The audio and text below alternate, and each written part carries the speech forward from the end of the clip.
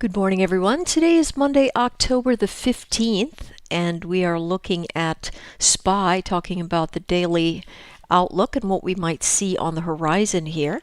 This large wave is still one of consideration. We did stop in a little bit of an odd space. Yes, it does retrace to 138.2 sometimes, but normally we go from 127 to 161.8.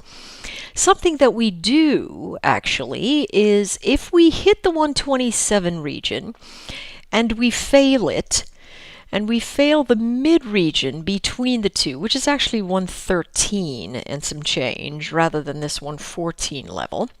That's another fib of interest. But once we fail that, we normally do come into the 100 level.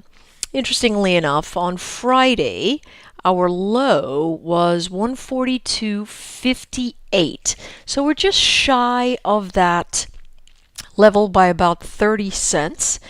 And it could be that we stretch down just a little bit further into maybe 141.69. The gap up in pre-market doesn't make that look as much of a possibility right now, but again, this formation could hold pretty well whether we move all the way down here or all the way up here. That's what this gray and green area, that's what they mean. They mean this formation won't be broken if any of my chart appears within the range. So we could have a little more of a press downward before the Gartley begins to move back to the upside, or we could just move right here preemptively and go back into the 144.68 level, which seems like a likely test if we bounce off this event clearly. Now, if we fail the 100, talking about something, the 100%, which is 142.21, we're going to get down into this congestion region here. And when we play in congestion areas, they are very messy. They're noisy. They're places that are tough to take trades. See, it's nice and easy if we can get ourselves into a space that looks like that, right? But when we have a few days that are very, very noisy like that, the real level of contention, the real number, is hidden to retail traders like you and me that are looking to approximate what large algorithms are doing during the course of the day. That's what we use fibs for. Let's go down to the hourly chart and take a little bit of a closer look at this formation. Now, here, yeah, just adjusting that so it's a little bit more, it's probably right there. So this one's a little extended off the B, but not by much. By about 19 cents, so that's okay. And here we are in this CD leg extension. Not really quite sure what it's going to give us.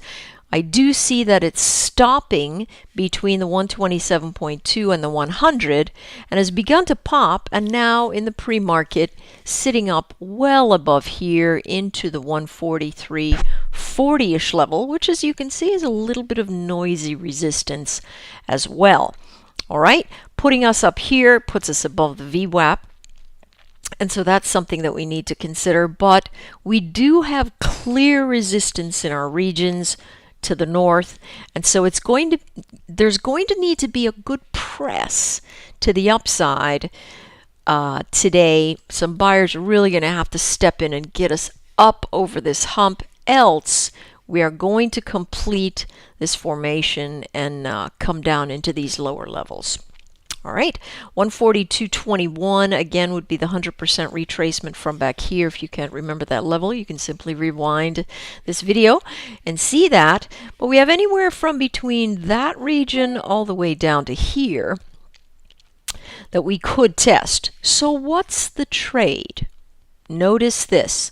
The wave action is in one of a lack of resolution. Right, for the trading hours on Friday, we have essentially, if I can draw a straight line through every candlestick on the day, and that one begins at 11. So from, say, 11 a.m., I can draw a straight line through all of the candlesticks that appear for the rest of the day. That means that I am not in a trending space, but I am in a place of resolution. Now this morning I'm sitting right back up in these areas, but then we have 9 o'clock, 10 o'clock, 11 o'clock. This area right here is what we're trying to get over. And so far, we're sitting right around this region here, that 143.40-ish area. And you can see why, because there are a lot of sellers that were sitting right here that forced the chart down. We've got to overcome these guys. Above this region here, it should be along into this area. Now, if we fail the test of coming to hold this, what we really have is, let's look at this, right?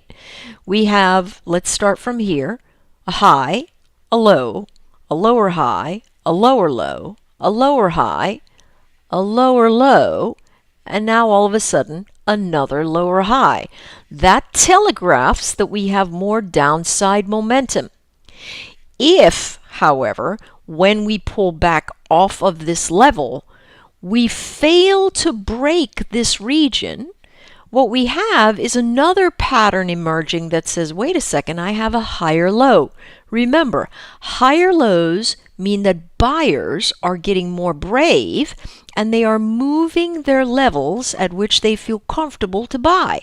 So if I come up here and give myself another higher low, I expect that I'm going to come back and retest this region that I've had such a hard time with. All right, if we come back with the higher low and come back here, hopefully we will not sit in this kind of garbage chart.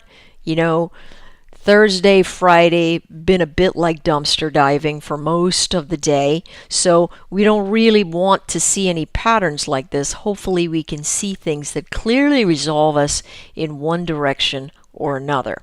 All right, now if we lose this area, going to be a clean shot to the downside. In this area, a little bit of noise. This area, which is what we've done pre-market, was a good roll to the upside, but again, decision zone. And that decision zone is a bit sloppy because even if we use this area, we can look back here and see all the relative congestion we have, right? A lot of buyers and sellers arguing over here, deciding what to do.